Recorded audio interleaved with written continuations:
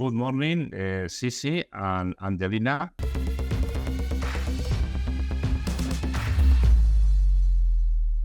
We will begin with a short presentation. So if you don't mind, the first one, Sissi, and then you, Angelina, talk a brief conversation about yourself, and then I will ask some questions. You don't mind. Of course. Thank you very much. And thank you very much for having me as part of the podcast. It's an honor. My name is Sissi Bak. I'm currently located in northern Denmark in the city of Aalborg, where I represent the Aalborg Institute for Development. This is a company, as I said, based in the very north part of Denmark. And we are, among other things, are implementing the Erasmus Plus program. And we're also welcoming vocational students from all over Europe to Denmark. And we are also providing a lot of educational programs for them to subsidize their stay also in Denmark, including cultural, language, entrepreneurship, sustainability, and so on. Yeah. Thank you very much. Thank you very much. Angelina, is your turn. Hello, good morning. Thank you so much for the invitation. My name is Angelina Presa. I am pedagogical director of a vet school in the north of Portugal. It's a private but a not-for-profit school. And I represent a school with 35 years of work in vet in Portugal. We provide professional courses for young students between 15 and 18 years old. And also we provide training for adults for recognition of competencies acquired through life, or for acquiring new knowledges and scholarity levels through the courses that we provide. We are in the north of Portugal, in the coast, 100 kilometers far away from Oporto and 100 kilometers more or less far away from Vigo in Spain. So we work in the border with Spain. And that's it. We have several training areas in our school. But I think in resume, I can say this. Well, thank you very much, Angelina, and thank you very much, Sissi, for being here in our podcast. We want to talk about STEAM and the policies you have in your countries, and what do you do to recruit or attract people, students, for vocational training. So it is. We have two persons, one from the north of Europe and the other one from the south of Europe. And if we have the chance, it will be lovely to visit Denmark and Portugal. I know Oporto, and I've been once in Denmark a long time ago. I would like to visit you again. Well, we want to talk about STEAM. I would like to know what are the policies about STEAM in your countries. So if you want, Sissi, start with what are the policies in your country for STEAM? First of all, what does STEAM mean for you in Denmark? Yeah, well, we basically, for the STEM, we're trying to, of course, try to integrate now also the arts and humanities as well as the new trends. And we are trying to make that through interdisciplinary projects. For example, we have a project where the students will design and build like functional art installations. So we have the art, but they do that using, for example, engineering and technology in their project. So this fosters both the creativity, but also like the technical skills that they have. So it's all about true integration of different parts of the skills, so they can use both sides as well. Yeah, it's very interesting. What about you, Angelina? Well, in our school, we have some some courses that we can integrate in a STEAM area, like we know. But we work developing projects, interdisciplinary projects also in our training courses, in our professional courses. And we are also adapting and using the ETASI methodology of used in Basque Country.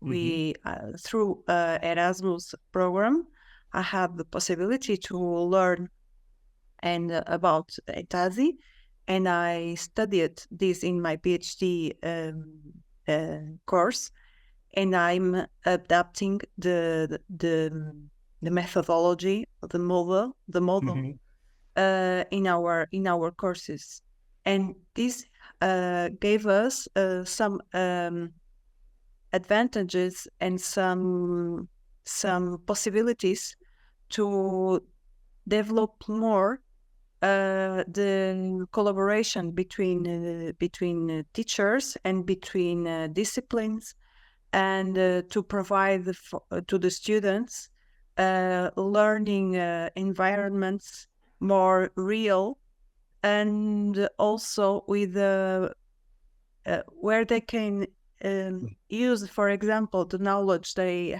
learn in mathematics, also in the transport this knowledge to the projects they have to develop in the, for example, IT training area. This is a way that we use in our school, in our projects, but in terms of national policy, things are very different. Thank you very much, Angelina. I have, listening to both of you, I have another question. Our organization is for vocational training. Our students are more or less between 16 and 40, 50 years old. And I see, from my point of view, a lack of knowledge. When the students arrive to our college, they don't know very clearly what STEAM areas are. So what do you think about that? And what is the best age to start learning about this mathematics, technology, and art, all this combination of things? What is the best age to start? Not when we have our students with 16, 18 years old, and that is not the best age to start. What? No, it's not. I can, if I can, as soon as possible when they start school, it's the best. And here in Portugal, we have some schools, primary schools, that are already providing acquirement of competences and knowledge in robotics, in IT, in engineer subjects adapted to the age of the students, of course. But in Portugal, we have a difference in our curriculum that I think is the key of the process. In our VET system, we have the VET courses, secondary level. They have a duration of 3 scholar years, not 2, like the professional training in Spain. And during these 3 years, the students have disciplines from 3 components of the curriculum. They have socio-cultural disciplines, and they have scientific disciplines. Socio-cultural disciplines are related with the language, the native language, of course, the foreign language, cultural and social disciplines related with these subjects, and physical education, also sports. And then in these 5 disciplines are the same for every student in secondary level in a VET professional course. But we also have the scientific components. And in this part of the curriculum, they have disciplines adapted to the course they are having. For example, in car mechanics, they have mathematics and they have chemical. But for example, in cooking pastry, they have mathematics and economy and psychology. So we have different disciplines in the scientific component according to the training they are having and the professional the area they are having. So they don't lose any contact with the STEAM disciplines during the secondary education level if they choose VET as the way to do the secondary education. Mm-hmm. What about you, Sissi? Yeah, we have something similar, and of course, we also have here in Denmark something called the dual system, where when you are part of the vocational studies, basically you have split your studies between practical work, where they go and actually work in an actual company, and then also some of the time they actually study the theoretical part. So we also try to balance that. Same you have in Portugal, depends on the specific studies. They actually study let's say different disciplines that are specifically for their actual studies, but at the same time the focus is on also gaining real world experience. And then also we have a methodology which is called project-based and experimental learning, which have a significant impact actually on the educational system, not only on the VET but actually on all parts of the educational system in Denmark. For instance, students working on sustainable agriculture projects, they can learn through hands-on experience on real-world settings, or they can actually be attached to a company which gives them actual case that they have to solve themselves. So they have both the technical part where they have to solve, but also as part of a company. For example, they have the business education. They see how the actual case is being developed in the company, and it's not just it's fictional cases, but they actually fix a specific program for an actual company. So they learn how to do that as well. Mm-hmm. That's very interesting. I think that we have all the same problems, and we develop different answers to all these problems. And another big problem in our country, and I think that it could be the same in your country, most of the society is not aware of the problem we have. Most of the students, more or less in our country, more or less 40% of the students, they choose some vocational subject connected with STEAM area. Most of the students, the majority of them, they choose another subject, not connected with STEAM. Do you have the same problem? That we have a lot of job vacancies in those areas, in technical areas and mathematical areas, and most of the students, they choose another areas. Do you share that the same problem in your country, or it is different? Angelina? I made a research about to have an idea about the numbers, and I found this in Portugal, in university superior education level, we have 35% of students choosing STEAM areas, and from these 35% are women. Okay. The percentage is higher in engineer courses than in IT courses of women. Okay. For example, at secondary level, if we are talking about general education courses in secondary level, the percentage of students is 42%. But we have in Portugal, in this general education level, the students can choose a science area, humanities and area, or arts area, training study areas. They are general, they are not vocational, okay? And actually 42% choose sciences. And there, I think there is an explication, is that when you are choosing your university course, it's the science, the disciplines you have in science are more open to give you more possibilities of choose the superior course at university level you are going to choose.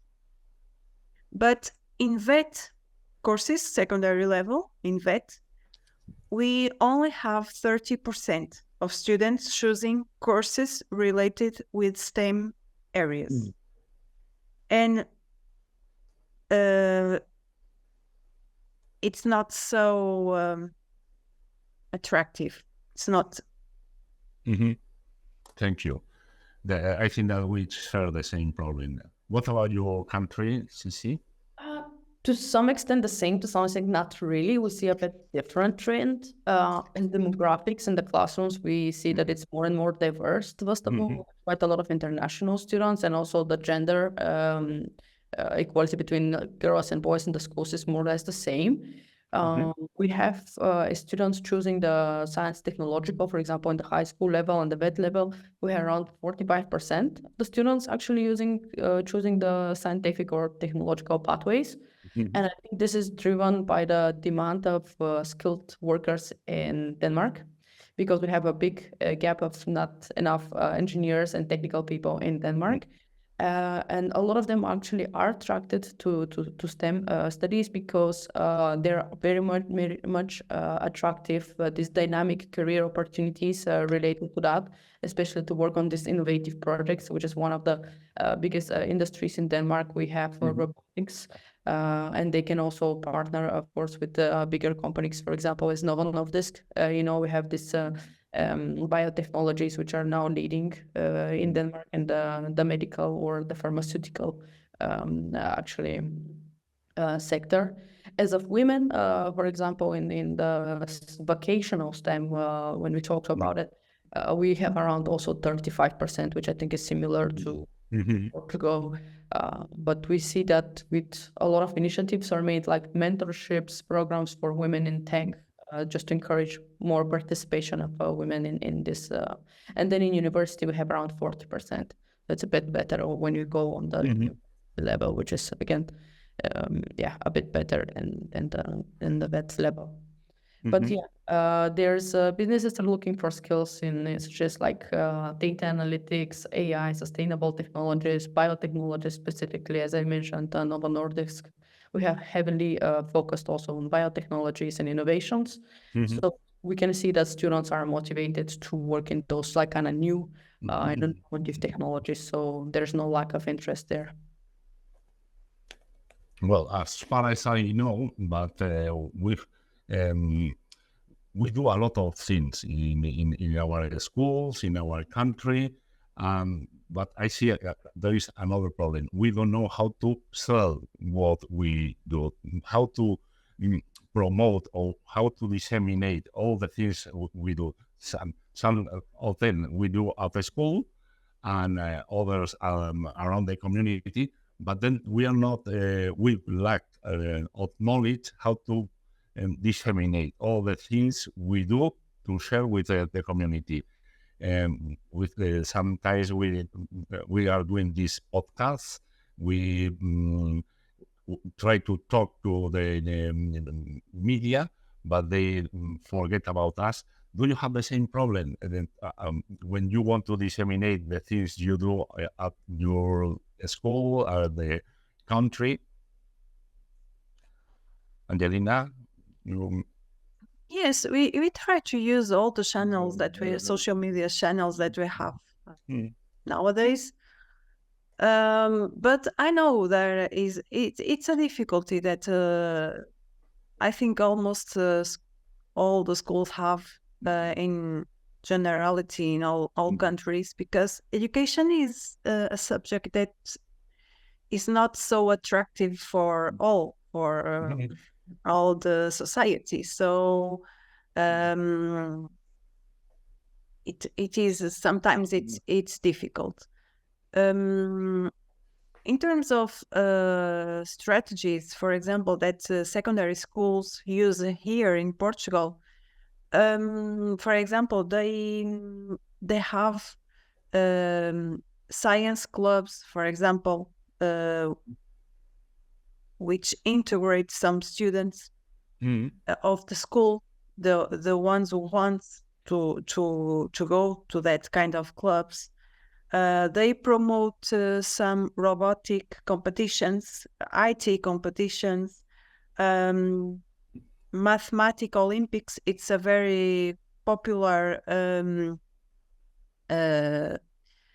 competition in Portugal for for all the students.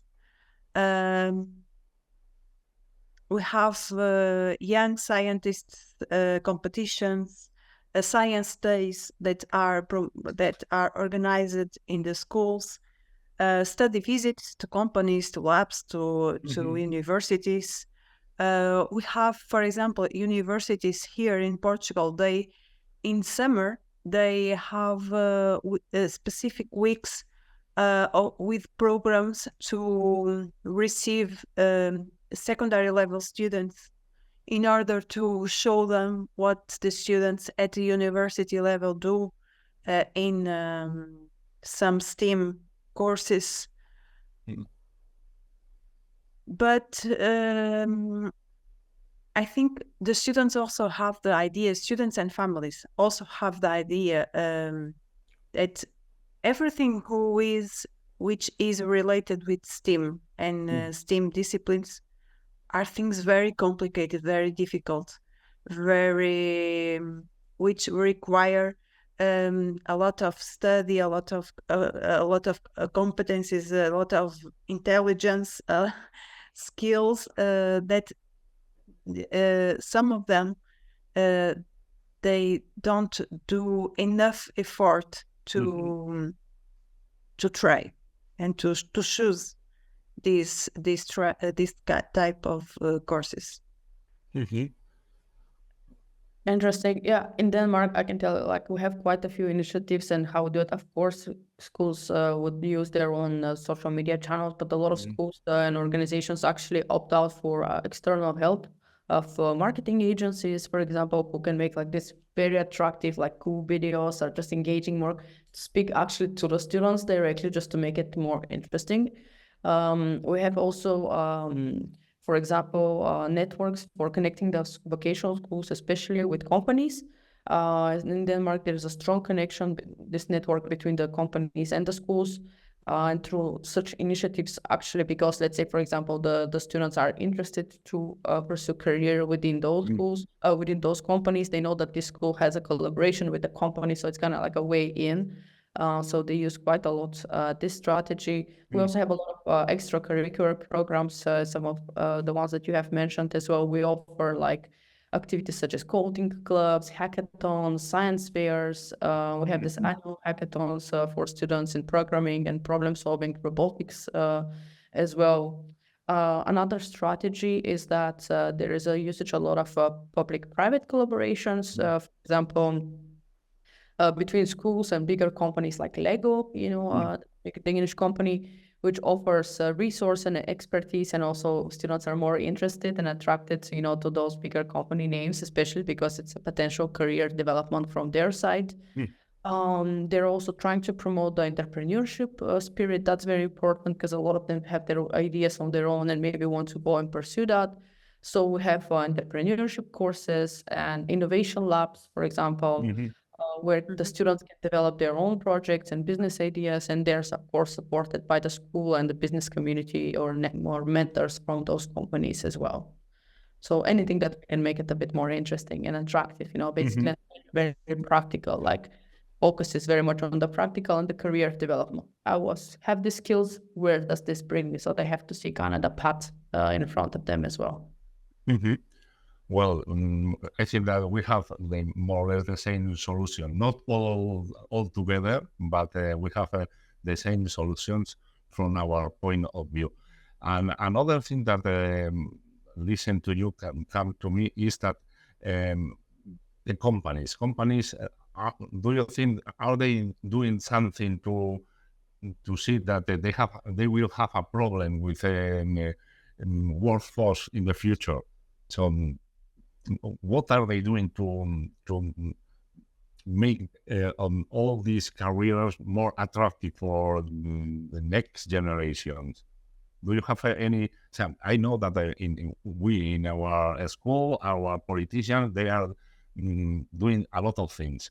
But from the point of view of the companies, do you think they are doing enough things to be aware that there going to be a problem with the workforce in the next future?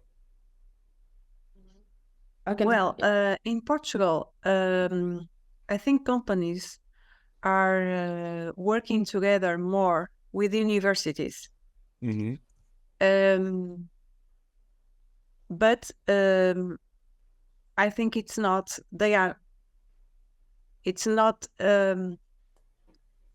strong and regular cooperation. We have particular cases of approaches between companies, big companies, and universities, or startup companies and universities. In secondary education level, I think we are very far away from that, from this reality. Companies are, they don't show interest in being near the schools or working together with schools. The schools have to look for this cooperation. For example, we have to look for this cooperation with companies, and we have to convince them that it can be a win-win relation when school and companies work together in common projects, or solving problems, or looking for solutions, etc. But we have a very long way of work to do in the future in order to do that, Mariano. Thank you. Yeah, in Denmark, actually, it is true that a lot of companies are collaborating directly with the university, so more on the higher level, but also actually a lot of them we can see, because it's not a secret that in Denmark we have shortage of technical skills, experts with technical skills, because we are small, relatively country, and we need a lot of highly educated and technical staff still. So companies are realizing that, especially the bigger companies, of course, who have the budget for it, who have like Maersk, for example, or Siemens. They're offering their own actually apprenticeship programs and internship and training programs to attract the students directly to them, just to make sure that they have the future workforce that they need to grow. Like, there are a lot of these 2-year programs that the companies make specifically to train the students to be ready for employment in their own company. I mentioned before that there's also a lot of collaborations between the companies and the vocational schools, because of this dual system that we have. For example, all the vocational schools will have a collaboration with different type of companies based on the competences that they teach. And they'll have basically a list where the counselors will advise the students to go and try to find the internship that they need, so they have the practical skills. And there's also these programs, for example, worst case, that let's say they cannot even find a company to make the traineeship because they still have to have practical. They organize actually specific projects for them through the school to, for example, build a cantina, or like some projects or installations that they have to do. So there is always some sort of practical skills that are encouraged, even if they don't find a specific company at a specific time, but they still give them the chance to try to apply again for other places in the meantime, because it's very important to know that they have this real life connection with the company and the skill that they will need there. Yeah, well, that is sometimes a big problem, to realize that the school and the real life, there should be more connected. And we try to do those things. We are knocking on the companies. Sometimes they receive us with open arms, and most of the time if there is not a policy that they oblige them to take students to learn, is very difficult here in our country. Well, we talk about STEAM policies, what kind of things we are doing in our country. We talk about the gender. It's not the same in South Europe and that North Europe. We talk about the shortage of workforce in the STEAM. So more or less to summarize, what if in 5 years' time we are going to do the same podcast, we would talk about the same things, or do you think that there will be changes in the next future? I don't believe in 5 years that we are having a change in the policies at policy level. It's very short time, Mariano. We have facing demographic problems, very, very serious in Portugal. We are losing between 2015 and 2030, in 15 years, we are losing 30% of students. 30. It's a very huge number for a country like us. And we are going to have less students. So I don't believe we will have a huge amount of students choosing STEAM. And I don't see any policymakers doing nothing to change that at national level. For example, I think it's not a team in our country. I don't assist any discussion about this, especially at secondary level. And I don't know. Well, I know a thing. Students see STEAM areas as a better solution for their careers in terms of salary. They have the idea that STEAM professions related with STEAM are better paid than others. And this can be a factor to influence positively the choice of the students. But we also have the immigration of the young students. So they know if they are very good in STEAM, in order to have good salaries, they leave Portugal and they go for the north of Europe or for other countries. So in Portugal, I don't see it very easy to solve. Yeah, well, talking from the Nordic perspective, yes, we are trying to make everything, because we are a smaller nation, obviously. So we're trying our best to attract as much as possible all of those students from other places, and also to encourage in national level more and more students to do that. And yes, higher pay is one of the ways. Indeed, those professions are very highly paid. So this is one of the attractions. But we see that it's not only that, to be honest, like students also want to work for a cause and to ensure that they are in line with the same values of the companies that they go for, and go more and more for bigger companies. We do have policies that include, integrating STEM into the even earlier education, public awareness campaigns, all other incentives for pursuing the STEM careers, and those are supported by the Danish Ministry of Education and Research, and they are realizing that we have this shortage, so we're trying to make everything we can.